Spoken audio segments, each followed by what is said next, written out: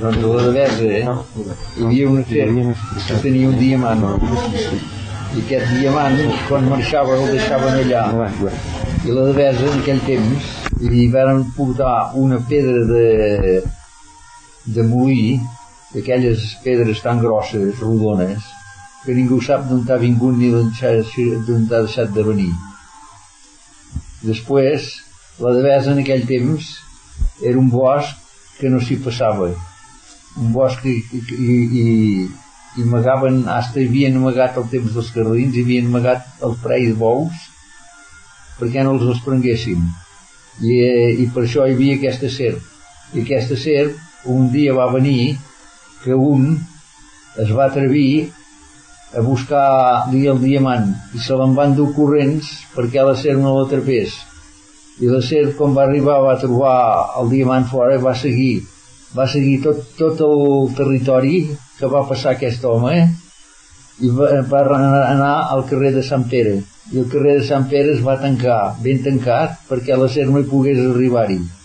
I la serp, veient que no podia de cap de les maneres atrapar o per poder adquirir altra vegada el diamant, doncs va venir i es va rotllar allà amb un trasto que va trobar ben rotllat, i allà es va morir la serp. I s'ha acabat. Em podríeu dir, si es pot veure qui us va explicar la llegenda? Quan? Quan éreu petit? Era molt petit, jo, vaja petit. Ja anava a col·legi, que llavors se'n parlava molt de la serp. Ara no se'n parla, però en aquell temps se'n parlava molt. Podem dir nosaltres que quan jo era petita, doncs la meva mare m'explicava aquest conte de la serpent. I deia que el seu pare li explicava amb ella. El seu pare, doncs, ara tindria uns 130 anys. I ell deia que hi havia una serpent molt gros, allà a la Devesa. Que llavors la Devesa, doncs, era un bosc grandiós, era un bosc molt gran. I deia que hi havia una gran serpent. El que no sé jo és on podia tenir el niu. Clar, el niu havia de ser, doncs, per allà al mig d'aquell bosc. Clar, dintre d'aquelles mates, o dintre d'una paret d'aquelles. O dintre d'una paret, perquè nosaltres ens diuen que hi havia una muralla. Sí, hi havia com una muralla allà, molt grossa.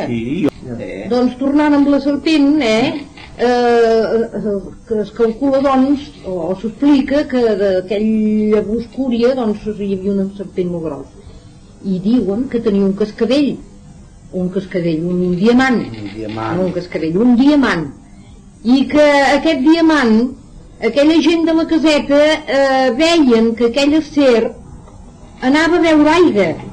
Es veu que ho varen experimentar-la, a veure què feia, la ruta que feia aquella serp, perquè tal volta, doncs, la vigilaven, poder també en certs casos es feia mal en el bestiar. Això hi ha qui ho conta d'una manera i hi ha qui ho conta d'una altra. Però aquella gent, doncs, es varen donar compte d'aquell gran serpent. I es veu que la varen veure que anava a veure aigua al riu, com que hi ha el riu allà, que el volta la Devesa, el riu. Doncs diu que la serpent aquesta anava a veure aigua al riu i deixava el diamant en el niu d'ella. I es veu que aquella gent de la Devesa varen dir... ho van veure. No sé per quina mediació. Jo, això és una història que el meu besavi, el meu avi, el pare de la meva mare, que ja dic que tindria 130 anys, li explicaven a la meva mare. I va anar, o sigui, els de la Devesa varen anar a buscar el diamant mentre la serp era a veure aigua. I esclar, quan aquella gent varen tenir aquell diamant, diu que se'l varen emportar dintre de casa seva i el varen posar sota d'un morter molt gros, que en aquelles èpoques totes les cases de pagès tenien un gran morter molt gros que hi feien l'aioli de Nadal. I diu que varen agafar el morter i el varen ficar el diamant a dintre i el van girar així del revés. I es veu que la serpent, al sortir de l'aigua, de veure aigua, se'n va anar cap al seu niu. Va arribar allà i no va trobar el diamant. I es veu que aquella bèstia va quedar tan feroça que va anar buscant el rastre. Que aquest bestiar tot ho segueixen per rastre. Això és el que s'explica, I va anar buscant el rastre i es veu que la gent de la caseta, de la caseta, de la Devesa, es veu que es devien amagar, el que la història diu, i varen observar, veure la serpent què faria, i la serpent va entrar dintre de la casa i va trobar allà on era el diamant. Però esclar, com que era un morter molt gros, aquella serp no el va poder moure. I es va enrotllar en el morter ben enrotllada, i diu que allà va morir la serpent. Això és la versió que jo he sentit explicar de la meva mare, que la meva mare li havia explicat al seu pare. La versió que jo tinc de la serp de Manlleu l'havia explicat sempre la meva àvia. I tenia molt carinyo perquè era molt petit, i me l'explicava de la següent manera. Segons la tradició, hi havia una serpent. Una serpent és diferent d'una serp.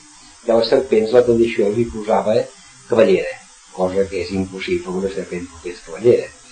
La serp vivia a la Devesa i acostumava a anar a veure aigua cada matí en el pou de la Devesa, un pou que encara ara existeix, em fa l'efecte, poder tapar, però no sota la Devesa. Uns xavals, més aviat uns jovençons i uns joves ja de certa edat per fer això, es van donar compte que portava un magnífic brillant i per deixar veure el pou se'l deia i el deixaven al brocal del pou. El deixaven al brocal del pou. Va dir que ells van pensar a fer-se rics quedant-se el brillant que deixava, més que un brillant devia ser un diamant, perquè el brillant era una cosa molt gran. El diamant el deixava sobre el brocal. Un dia, quan de bon dematí, quan la serp va baixar a veure, els xavals estaven a l'aguait i se li van emportar el diamant. I varen posar-se a córrer i la serp el va ser compte que soltava el diamant. Els va perseguir fins que van arribar a l'entrada del poble, i a l'entrada del poble es va ficar en una entrada, pensant que estaria salvat, però la gran serpent amb la seva cua picava les portes. I llavors se'ls va ocórrer l'idea que se'ls va facilitar algun veí o va sortir d'ells, que es fiqués el diamant a dintre d'un morter, que d'aquell temps els morters eren més grocs, no passa ara avui. I la serp se va enrotllonar al morter i va quedar esparracada, asfixiada o estripada de ràbia en el morter. Els nanos varen prometre que si casa se els sortien vius portarien el diamant a la Mare de Déu de la Font. I varen portar aquest diamant a la Mare de Déu de la Font, que sembla ser que hi va ser-hi molts anys fins que la guerra del francès se'l van portar. Aquesta és la versió que envien.